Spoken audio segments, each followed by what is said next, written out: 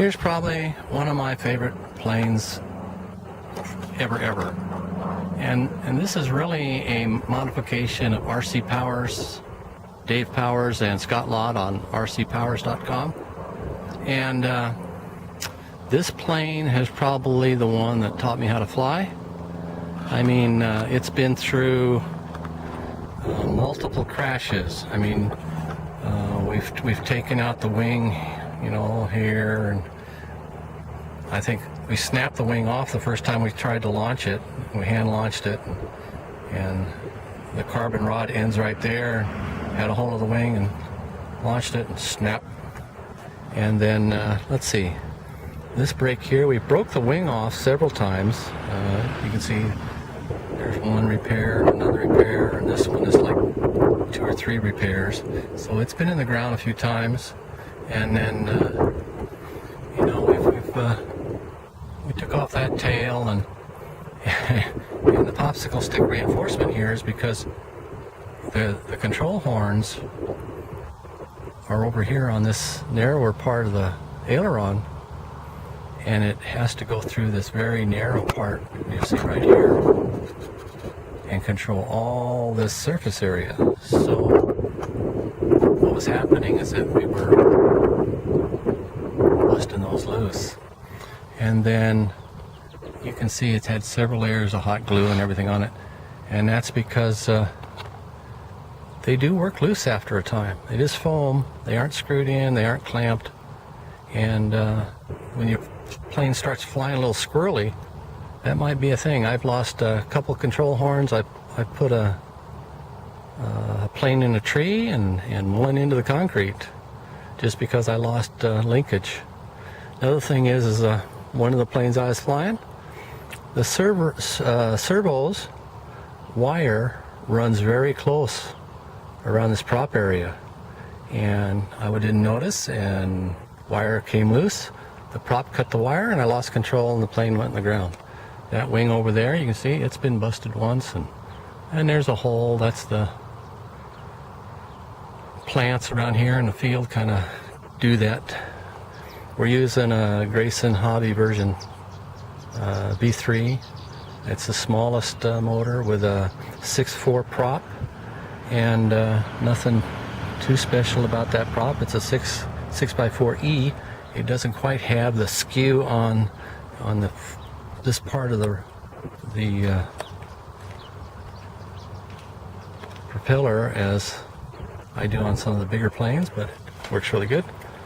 And this guy's been in the ground several times. Nose has been broken off. You can see that. And back here's a weak point in the body.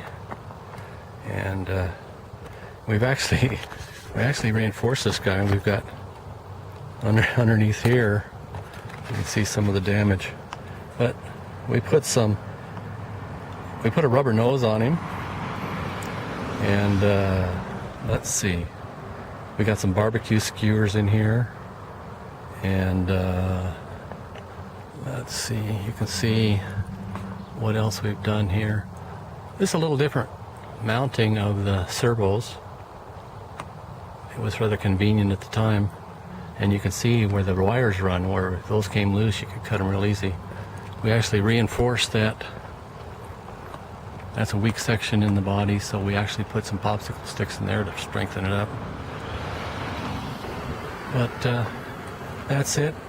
Every time I go to retire this guy and think about, you know, calling it quits with him and go to a newer build,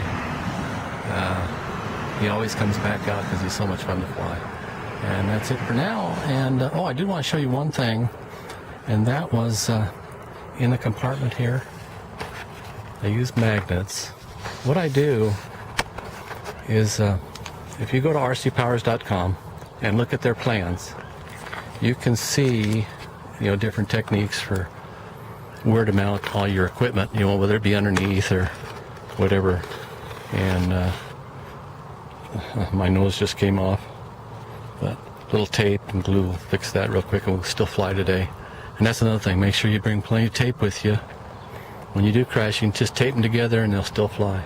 But in this compartment here, what I do is I put the plane completely together, and then I go back and I cut where I want the flap, and then I can hinge it, and it mates up, and everything fits fine. And put a couple magnets in here to hold it. But you can kind of see the battery is going to go in here, and I can adjust my CG by. You can see at one time it was like back here, now it's up here. And what I do is I just drop the battery in, and this guy will get taped to the side of the fuselage. So that's it. Well, one nice thing here, I got these Hobby King receivers. Will work very well with your Turnigy 9X radio. I mean, they bind perfectly, they stay bound. You can have a half a dozen of these. They're very inexpensive. Have one in every plane you've got, and you don't have to worry about binding them every time and that. You just, as soon as you plug them in, they're ready to go. I really like it. So that's about it on this plane. We'll go ahead and give him a flight.